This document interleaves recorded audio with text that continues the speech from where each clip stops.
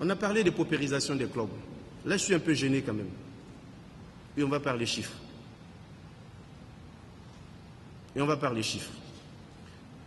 veut faire croire que le football ivoirien d'aujourd'hui fonctionne d'une façon qui fait que les clubs deviennent de plus en plus pauvres.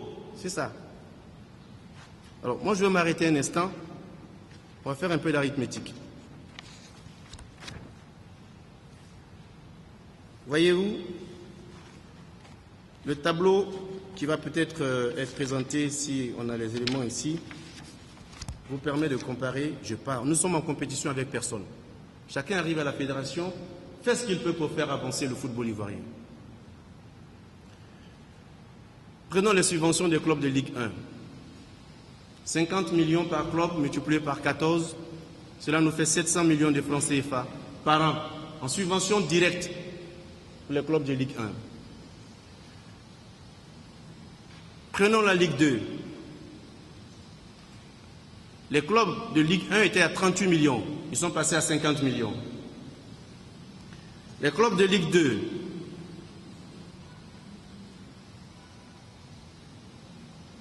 ils sont passés de 8 millions à 20 millions. Donc, sur une année, vous avez 490 millions pour les clubs de deuxième division. Ce que nous avons fait, quand un club de première division est relégué en deuxième division, nous lui maintenons 50% de la subvention qu'il avait en première division. C'est ce que nous avons promis pendant notre campagne. Et c'est ce que nous faisons. Vous êtes en première division, vous avez 50 millions. Et quand vous êtes relégué en deuxième division, les clubs de deuxième division qui y sont déjà touchent 20 millions, mais vous descendez et on vous accorde 25 millions. Tout simplement pour vous permettre de garantir certains engagements que vous avez pris, contractuels avec des entraîneurs et des joueurs, pour ne pas voir votre équipe vidée de ses effectifs, pour maintenir le niveau quand même de l'équipe. Donc la deuxième division, c'est 490 millions de subventions directes. La troisième division, c'est 585 millions. Il y a 38 clubs. C'est 15 millions par club.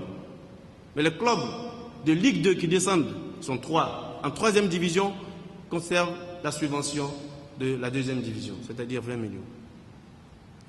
La division régionale, c'est 21 500 000. Le football féminin, c'est 10 millions. Vous faites ce total, vous avez 1 806 500 000. Je vous dis 1 806 500 000. Ça, c'est le montant que nous mettons à disposition des clubs sur l'année, en subvention directe. Le champion de Côte d'Ivoire, c'est 20 millions. La dotation recrutement pour accompagner les équipes engagées en compétitions africaines afin qu'elles étoffent les effectifs de joueurs de qualité, c'est 80 millions pour l'ensemble des 4 équipes engagées en compétitions africaines. Oui, je dis 80 millions parce que cette année, nous avons 2 équipes engagées en compétitions africaines, mais nous avons décidé de maintenir cette dotation même aux équipes qui ne s'engagent pas cette année.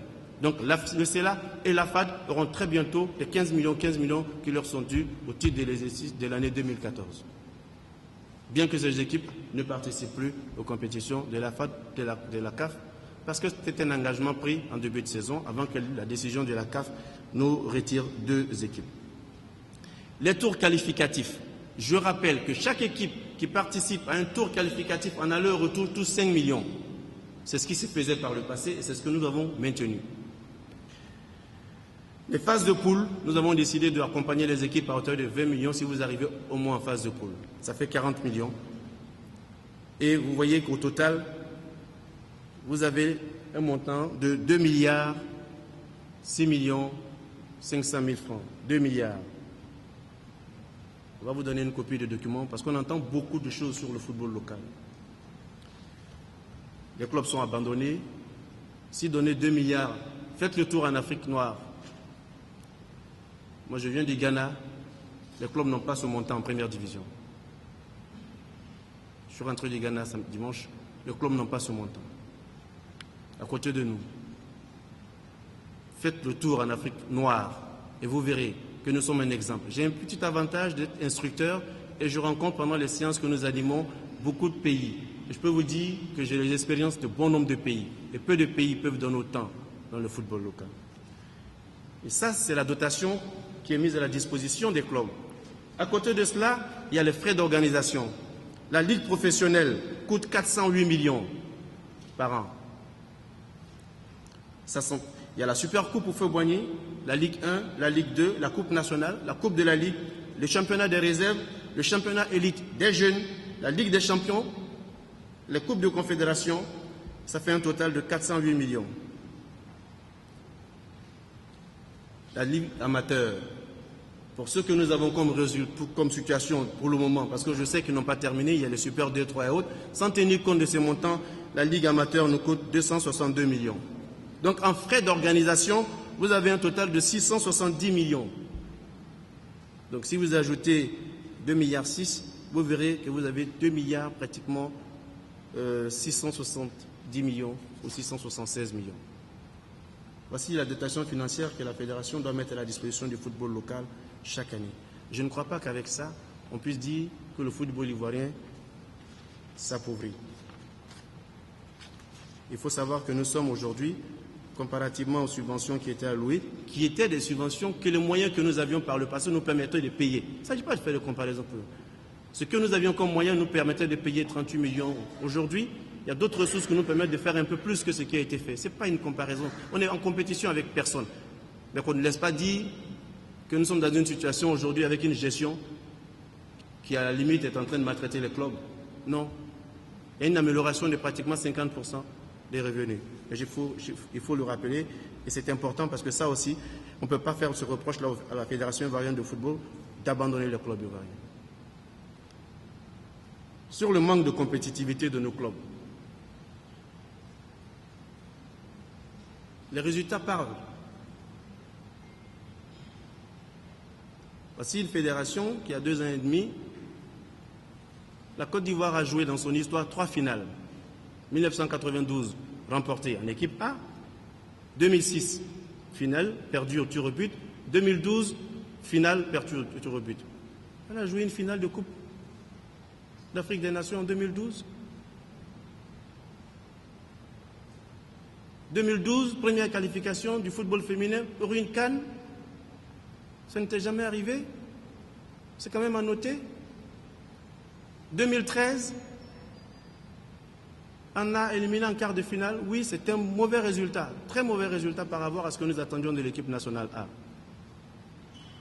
Mais en 2013, champion d'Afrique des U17. Dans l'histoire de la Côte d'Ivoire, ce n'est jamais arrivé. Aucune équipe nationale de jeunes n'a gagné un titre africain. Aucune. C'est la première fois.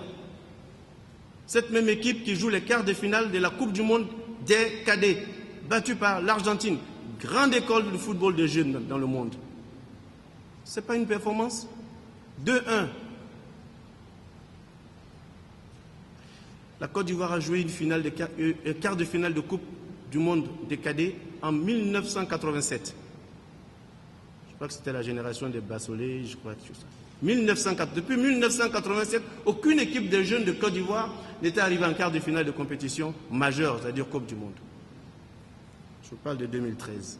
En 2013, le COE Sport franchit pour la première fois depuis 5 ans les phases éliminatoires de la Champions League et joue les phases de poule de la Champions League. Depuis 2008, ce n'était pas arrivé. Depuis la SEC en 2008, aucun club ivoirien ne l'avait réussi.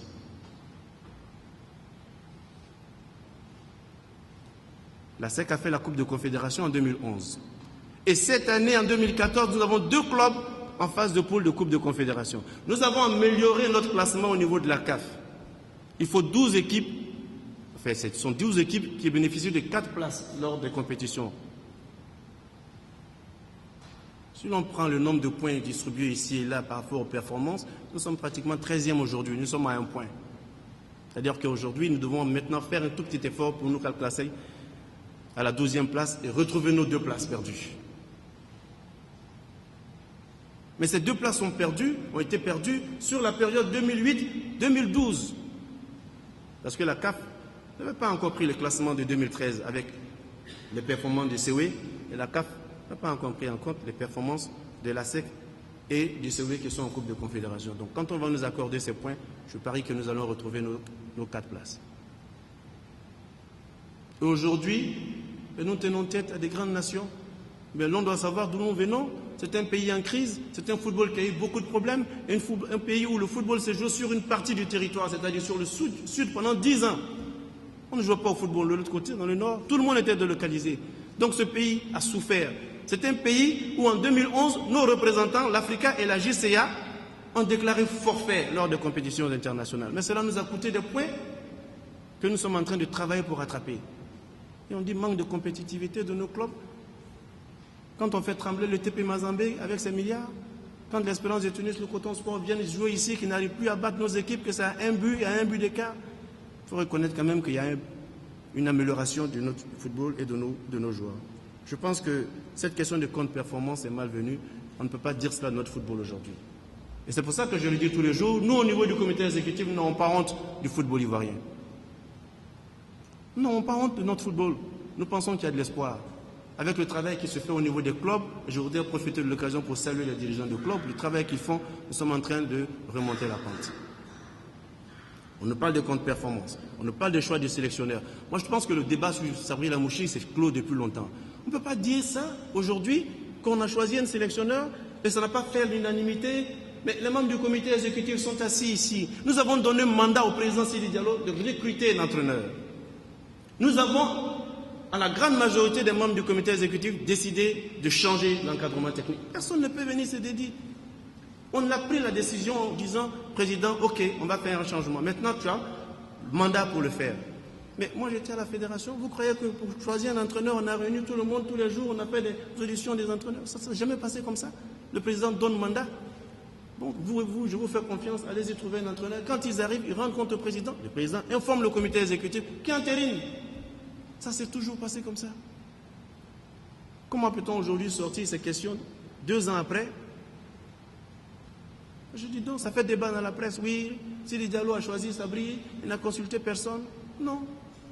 Quand il a fini son choix, il est venu, il nous a convoqués au comité exécutif. Mais le comité exécutif a été informé avant la presse. Ils sont là. Dès que le choix a été fait, à l'étranger, chacun a reçu un SMS pour dire, voilà, le choix s'est porté sur telle personne, réunion, comité exécutif, tel jour, tel. La réunion s'est faite. On a dit, ok, président, on vous fait confiance. Ensuite, la presse a été reçue lors de la conférence de presse et on vous a donné l'information. 2 ans après, on ne peut pas venir dire, parce que tout le monde tire sur l'entraîneur, on va dire, non, non, on n'est pas d'accord. Non. Pas normal.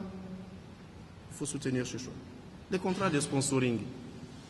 Je vous aborde certaines questions pour que vous sachiez comment ça fonctionne. Le président Malik Touré, je crois, est en route. Les contrats de sponsoring, nous avons eu une discussion longue avec Orange. Vous êtes au courant de tout ce qui s'est passé. Ça a duré 2 ans. Mais Pierre Gondo est là. Nous avons, vous le savez, mentionné dans nos États, dans notre programme, que nous allons engager un juriste en plein temps à la fédération. Ceux qui ont lu notre programme, vous le savez. Et Pierre Gondo a été engagé comme juriste en plein temps à la fédération. Le contrat lui a été soumis. Il a mené toutes les négociations avec Malik Touré, président de la commission marketing, et le président de la fédération. Quand la décision a été prise de signer avec Orange, tous les membres du comité exécutif ont été invités, informés, et nous nous sommes retrouvés à la cérémonie, et le comité exécutif du 16 mai a entériné la décision, parce que la discussion était déjà engagée depuis longtemps. Et signer avec Orange, est-ce que c'est une mauvaise chose? Tant que vous trouvez un moyen pour financer les activités de la fédération, en quoi cela est mauvais? Parce qu'en réalité, de quoi il s'agit? En signant avec Orange, Pierre est là, nous avons augmenté de 60% la dotation que Orange donnait au football ivoirien. Voilà les discussions entraînées pour donner tel résultat. Et je voudrais dire merci à Orange de s'associer au football ivoirien, de s'associer aux activités de l'équipe nationale. Les discussions ont été longues, c'est vrai, mais chaque partie préservait ses intérêts. Et nous sommes arrivés, avec les nouveaux chiffres que nous avons, à porter la dotation financière à X montant, mais en augmentation de 60%. Et c'est ça le plus important. X montant. La clause de confidentialité fait que nous ne pouvons dévoiler le montant, c'est contractuel, on ne peut pas le faire. Je voudrais enfin indiquer que sur cette question, nous allons boucler.